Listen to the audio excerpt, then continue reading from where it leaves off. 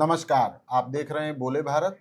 एक खास एपिसोड हम आपके लिए लेकर आए हैं तृणमूल कांग्रेस पर, क्योंकि जब से बंगाल चुनाव के नतीजे आए हैं और तृणमूल कांग्रेस की बंगाल में बुरी हार हुई है। 200 से ऊपर सीटें 2021 के विधानसभा चुनाव में तृणमूल कांग्रेस को मिली थी, लेकिन 5 साल बाद ही प्रचंड बहुमत से सरकार बनाने वाली तृणमूल कांग्रेस 100 के नीचे सिमट गई। 80 सीट ही तृणमूल कांग्रेस जीत पाई। लेकिन उससे भी सबसे बड़ी बात ये निकलकर सामने आई है कि तृणमूल कांग्रेस के पूरे बदन से रक्तस्राव होने लगा इस चुनावी नतीजे के बाद। इसके विभिन्न पहलुओं पर हम बात करेंगे अनुराग से, जो मेरे साथ जुड़े हुए हैं। अनुराग, तृणमूल कांग्रेस में जिस तरीके की भगदड़ देखने को मिली, पहले विधायकों का एक गुट 80 में से 50 से ज्यादा विधायकों ने, 58 विधायकों ने अलग होकर उन्होंने कहा कि उन्हें अलग पार्टी का दर्जा दिया जाए और असली तृणमूल कांग्रेस वो हैं, जैसा कि महाराष्ट्र में हुआ। और अब ये खबर आ रही है कि जो सांसद हैं तृणमूल कांग्रेस के 28, उनमें से एक बड़ी टूट करीब 20 के लगभग तृणमूल कांग्रेस से नाराज हो गए हैं और उन्होंने लोकसभा स्पीकर को चिट्ठी लिखी है अलग गुट का दर्जा दिए जाने की मांग को लेकर। तो आपको ध्यान आ रहा है कि भारतीय इतिहास में किसी राजनीतिक दल के साथ ऐसा हुआ हो जो लगातार 15 सालों तक सत्ता में रही हो पार्टी, और इस तरीके से विखंडित होने लगे? हाल फिलहाल में तो ध्यान नहीं आ रहा है। अगर आप शिवसेना का उदाहरण छोड़ दें, हाँ, महाराष्ट्र का, बाकी दल बदल तो भारत में होता रहा था, लेकिन वो इतनी आसानी और सत्ता बदलने की बाद इतनी तेजी से नहीं होता था। बंगाल का मामला तो बहुत अजीबोगरीब है। 80 विधायक जीते और उसके बाद 58 विधायक अलग ऋत्विक बनर्जी के नेतृत्व में अलग हो गए। उन्होंने कहा कि हमको लेटर दिया कि हमको अलग गुट की मान्यता दीजिए, बल्कि ये कहा कि हम ही असली तृणमूल हैं। ममता बनर्जी से कहा कि आप हमारे लिए सलाहकार की तरह काम करिए। हाँ। और वो लोग अभिषेक बनर्जी पर उन्होंने नाराजगी जाहिर की अपनी, और नेता विपक्ष का पद उन्होंने मांगा, वहां के स्पीकर ने उनको दे भी दिया। तकनीकी तौर पर बनता भी है 58 विधायक उनको।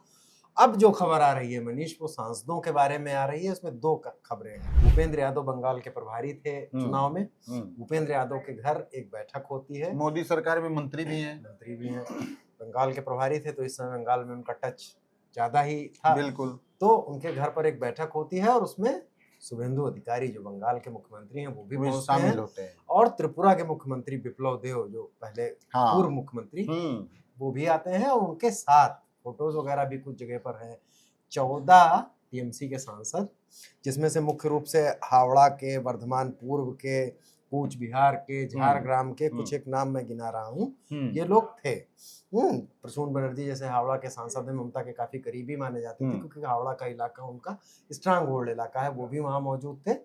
और इन लोगों की मुलाकात हुई, इसकी चर्चा हुई, इसमें कुछ ऐसा हुआ ये नहीं हुआ। और एक दूसरी खबर तभी आ गई कि लोकसभा स्पीकर के ऑफिस को एक लेटर गया है तृणमूल कांग्रेस के 20 सांसदों की तरफ से कि हम लोग अलग गुट हमारा बना दिया जाए। हाँ, दरअसल वो अभिषेक बनर्जी का नेतृत्व स्वीकार नहीं करना चाहते लोकसभा में, जो कि वहां के सदन के नेता हैं टीएमसी हाँ, के। वो अभिषेक बनर्जी पर्ल हार्बर से सांसद हैं वो, और ममता बनर्जी के भतीजे हैं। अब अभिषेक बनर्जी एक ऐसा केंद्र बनते जा रहे हैं। हाँ, जो भी टीएमसी छोड़ रहा है वो अभिषेक बनर्जी पे ठीकरा फोड़ रहा है कि अभिषेक बनर्जी से हमारा कोई मतलब नहीं है। और ममता बनर्जी आज इंडिया गठबंधन की मीटिंग में आई थी, तभी ये देखिए कितनी बड़ी बात कि दिल्ली में वो मीटिंग कर रही है और उनकी पार्टी टूट रही है। हाँ, इसका अंदेशा हालांकि ममता को भी था कि 20 सांसद तो नहीं शायद, लेकिन 6-7 लोग जो है काफी मतलब नहीं हो रहे थे। और इससे पहले एक सुबह घटनाक्रम हुआ, सुखेंदु शेखर जो उनके एक राज्यसभा एमपी थे, उन्होंने राज्यसभा सदस्यता से इस्तीफा दे दिया,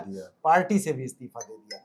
पुराने तीसरी बार उनको टीएमसी ने राज्यसभा भेजा था, 2011 में पहली बार आए थे, और उसके बाद से ही अटकलें तेज हुई और इस तरह की खबरें सामने आने लगी हैं। तो अब जो देखिए, इसमें दो पहलू हैं मनीष जी, जो मुझे लगता है कि शुभेंदु अधिकारी, चूंकि शुभेंदु अधिकारी वो आदमी है जो नंदीग्राम में जब ममता सत्ता में आई थी, बिल्कुल, तो उनके बगलगीर थे और मेदिनीपुर की एक पॉकेट में बहुत प्रभावी हैं, तमाम सारे आरोप उन पर भी हैं, लेकिन वो जोरदार नेता थे। और जब बुद्धदेव भट्टाचार्य के खिलाफ ममता बनर्जी खड़ी हुई थी, तो इस इलाके में शुभेंदु खड़े हुए थे, फ्रंटमैन थे और ममता के भी बहुत करीबी रहे। बिल्कुल। तो ममता के बहुत करीबी रहे हैं। हालांकि वो पिछले चुनाव में भी भाजपा के साथ थे, और वो तृणमूल कांग्रेस के वैसे ही इंसाइडर हैं जैसे कि हेमंत बिस्व शर्मा भारतीय जनता पार्टी में आने के बाद कांग्रेस के हो गए, क्योंकि कांग्रेस के सब लोगों को जानते हैं, पुराने नेता हैं, उनके पिताजी भी सांसद शुभेंदु के रहे हैं। तो जो राजनीतिक नेटवर्क है उसमें शुभेंदु अब चूंकि ताकतवर हो गए हैं, पहले भी ताकतवर थे, उनका भी झगड़ा कहते हैं अभिषेक बनर्जी से ही था। जो दो अनुराग, इस मसले पर 2 सवाल से इस डिस्कशन का समापन करना चाहूंगा। पहला तो ये कि क्या अभिषेक बनर्जी को अपना फ्रंटमैन बनाकर ममता बनर्जी ने बहुत बड़ी चूक की। वो उनके भतीजे थे, तृणमूल भतीजे हैं।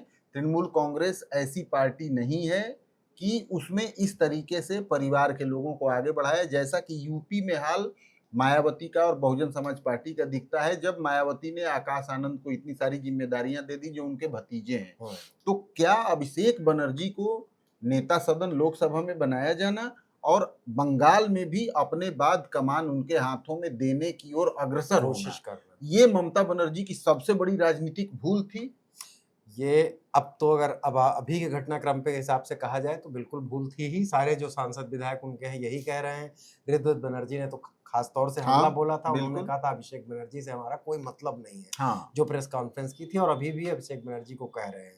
देखिए, ममता जिस तरह से उभरी, ममता ने तो कांग्रेस की भी राजनीति की, बिल्कुल, और वामपंथियों के खिलाफ राजनीति की बड़ी स्ट्रीट फाइटर थी।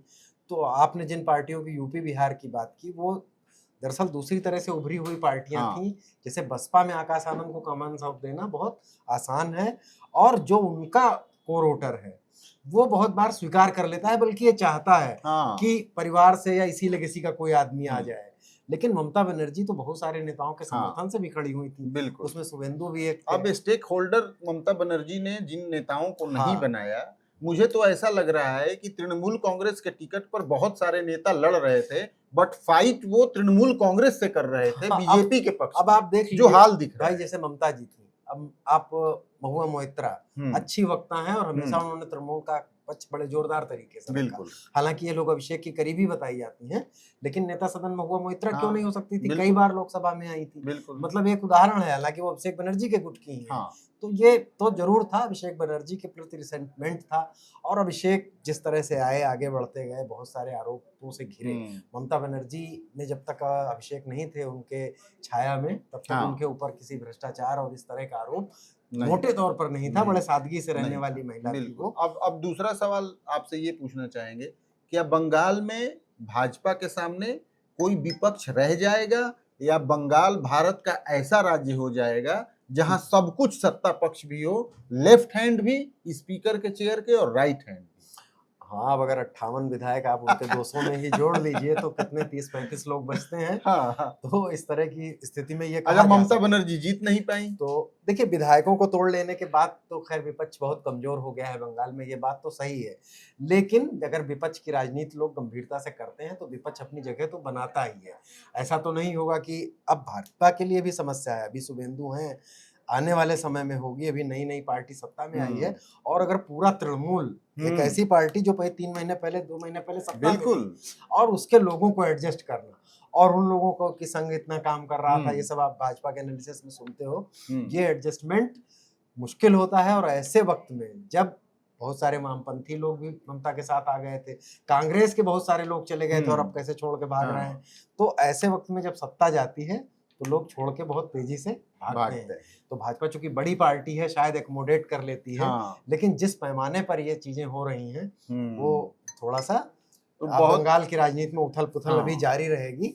ममता बनर्जी अब आगे क्या करती हैं? इंडिया गठबंधन की बैठक हो गई है, हालांकि वो 70 साल की हो रही हैं, वरना ममता बनर्जी ने बहुत वापसी कई बार। देखिए, ममता बनर्जी के लिए अनुराग अब ये संभव नहीं है कि वो जीरो से शुरू करें, और सबसे बड़ी बात और सबसे बड़ी बात बंगाल को लेकर ये भी है कि 15 साल से ममता बनर्जी का शासन था। ममता बनर्जी खुद में बहुत ईमानदारी का जीवन वो जीती रही, कोई बड़े भ्रष्टाचार के आरोप नहीं लगे, लेकिन बंगाल के सोसाइटी में स्ट्रेस बहुत था। यूपी के कई आईपीएस अफसर और आईएएस अफसर बंगाल के चुनाव में ड्यूटी करने गए थे, और उनसे हमारी जब बात हुई नाम तो किसी का लेना ठीक नहीं है, लेकिन उन्होंने ये बताया था कि किस तरीके से तृणमूल कांग्रेस के नेताओं की वसूली बंगाल में चल रही थी जनता से, और भारतीय जनता पार्टी के लिए तृणमूल कांग्रेस के विधायक या सांसद तृणमूल कांग्रेस से अलग होकर बीजेपी के लिए जो बैटिंग कर रहे हैं ना, ये भाजपा के प्रति उनकी निष्ठा नहीं है,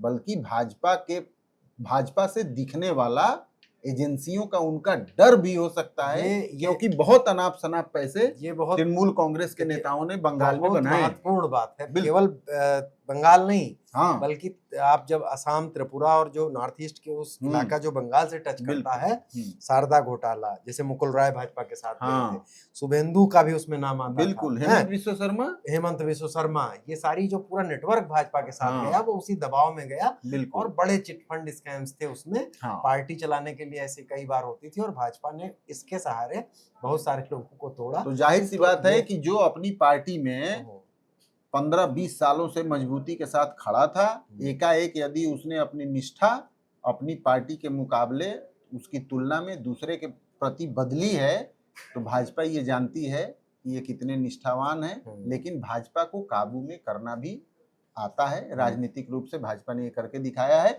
आप इस स्पेशल एपिसोड में हमारे साथ बने रही, इसका लिए आपका बहुत धन्यवाद। अनुराग, आपका भी बहुत धन्यवाद। इसी तरीके की राजनीतिक चर्चा हम फिर आपके लिए लेकर आएंगे। तब तक के लिए दीजिए इजाजत। नमस्कार।